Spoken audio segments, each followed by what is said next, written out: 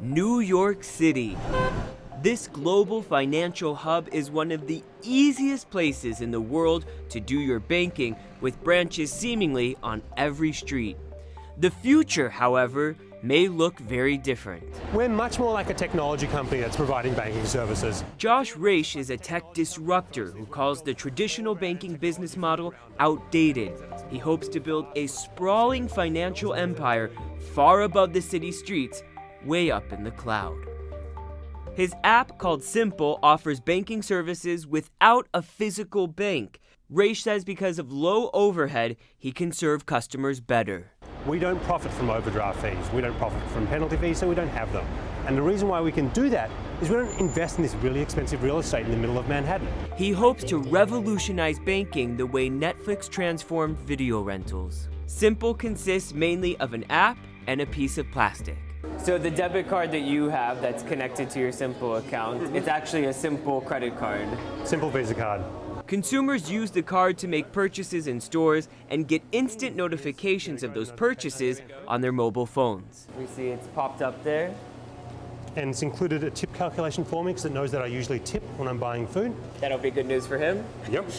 In lieu of bank branches, Simple's debit card allows customers to withdraw money at ATMs. Other transactions like transfers and check deposits are done online. Simple faces competition from other mobile banking apps like Green Dot's GoBank and Movein. And like all tech companies, glitches are part of the startup experience. It's no secret that Simple has had a big technical glitch in August when they issued an update. Several thousands of consumers didn't have access to their real-time banking information for a while, and that's kind of the price of going with a new experimental product and provider. So I think that it is wise for folks not to have a mobile bank as their only banking resource. That said, Simple and other up-and-coming apps do have traditional banking apps on the defensive. Banks have had to deal with a lot of really complicated regulation, and they cover a lot of stuff, and so sometimes it's really hard for them to really realize what the essence that the consumer wants to see. And these folks are really good at just nailing those couple of things. Simple customers are using the Simple app multiple times a day. And what that means is that they're getting connected to their finances in the same way they're getting connected to their friends via Facebook. And we see our customers, just from that connectedness, save 5 times higher than the national savings rate. And it's not just social media savvy millennials taking the plunge. You really have a 97-year-old using your app, and it's not your grandma? It's not my grandma. Whether it's millennials or senior citizens, more customers are moving their money online, and a new generation of banking apps is eager to earn their trust. Samuel Burke, CNN, New York.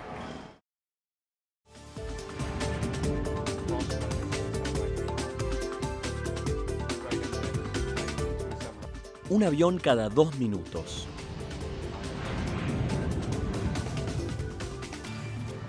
...120 segundos entre un despegue y un aterrizaje. En un día de buen tiempo, un día normal, todo anda sobre rieles. Pero un gran problema rompió esta coreografía.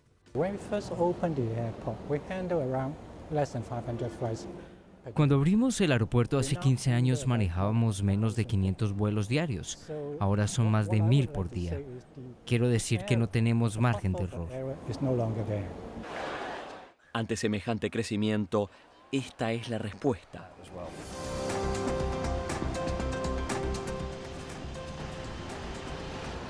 Junto con nuevas terminales, se viene una nueva pista de aterrizaje. Así, el aeropuerto pasará de 400 a 600.000 vuelos por año.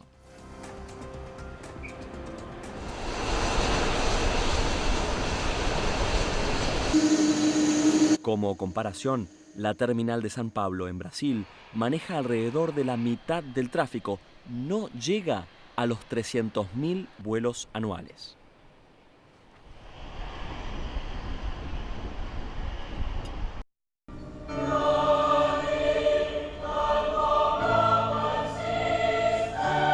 A Catalan song that says, "It's time to stand up and be heard." Played for hundreds of thousands in the streets of Barcelona, capital of the restive region of Catalonia. This crowd, wearing the Catalan colors on Catalonia's National Day, wants to break off from Spain. It's the third year in a row of a mass demonstration demanding a vote on independence for Catalonia. And the vote on independence in Scotland is driving the Catalan cry to a fever pitch. We are following this process in Scotland because we feel like we are next to them, because we feel the same. But Nuria Arisa, who came out with her family, says there's a big difference. Scotland is voting, but Catalonia, so far, can't. Spain doesn't allow us to vote, and England is behaving very differently. I wish I was Scottish. But Spain's prime minister wants the Catalans to remain Spanish. The government vows to block a Catalan referendum planned for November, saying it's unconstitutional. But Catalonia has its own language and culture. It accounts for a fifth of Spain's economy and has a long list of grievances with Madrid, like taxation. Alex Ribot, who helped organize this big protest, says Scotland's vote is timely. It does help the Scottish situation because it motivates to the people to see that there is a way to go, that the way to go is the same, similar to what we're doing. But this year, there was a counter-demonstration in another Catalan city.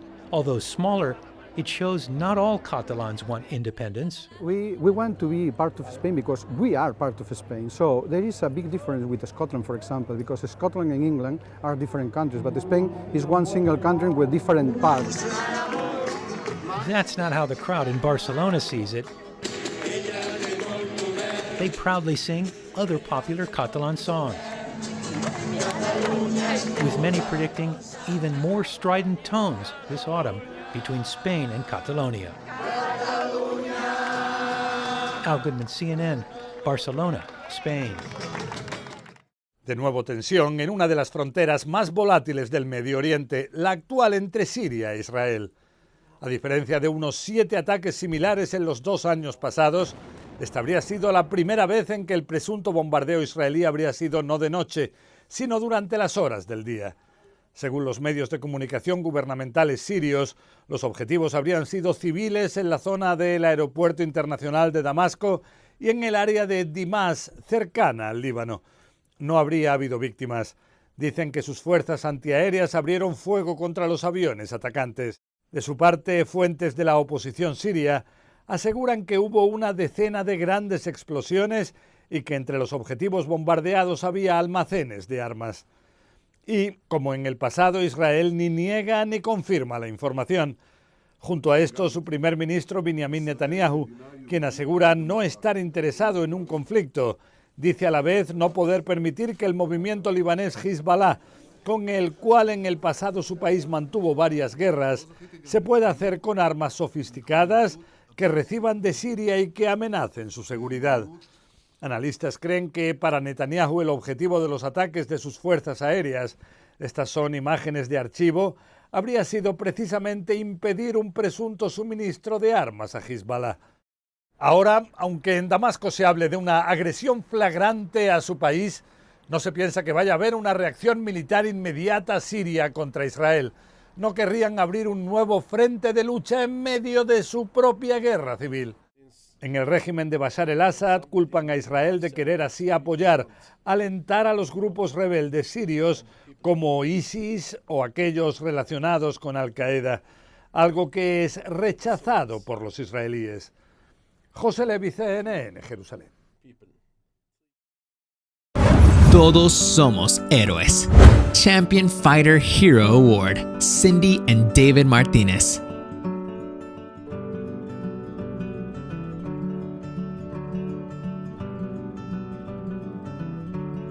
We never expected that something like this could have happened to us. One day Cindy was healthy and the next day she was extremely sick. And we just never imagined that this could have happened to us. Of course, a lot of it has been physical. First of all, she almost passed away. In order for her to be able to live her life, she unfortunately had to have several amputations. And now the challenge is learning different things in life in order to continue to do things. That God has shown me that, this is happening for a reason. And I'm thankful for everything. I'm thankful that she's here. I'm thankful for the children and everything that we do have. We're staying positive and taking one day at a time.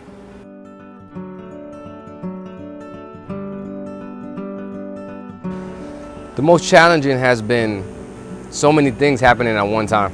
You know, from Cindy being sick in the hospital to not knowing what was going to happen from her minute by minute, hour by hour, to, you know, I have to keep living life and taking care of the kids, taking care of the house. I've been back to work, the kids are in school. So a lot of things in a short amount of time and being able to balance everything.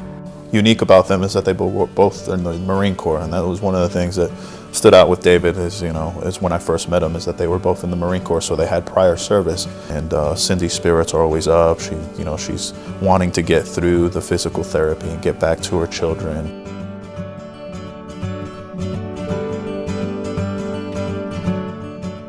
She's a fighter. She's not one to stop running when you need to run. She's not one to stay down when she falls. And that has shown me that I need to be even stronger and be able to do the things for her that she needs to live life and take care of the kids as well. My dream for Cindy and the kids is for us to just live a normal life like we were living before. Having fun, spending time with each other, and you know, trying to raise our kids to be hard workers and to earn anything that they want in life. They have to work hard at it.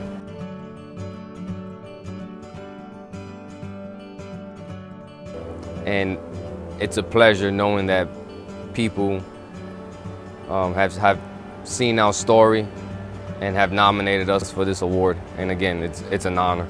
Thank you. Todos Somos Héroes is brought to you by Clinca Immigration.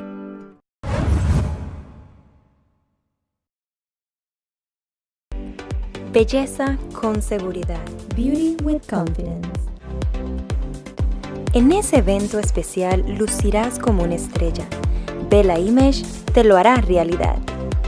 770-757-3885. 678-577-3399. Beauty with confidence. Bella Image va donde estés.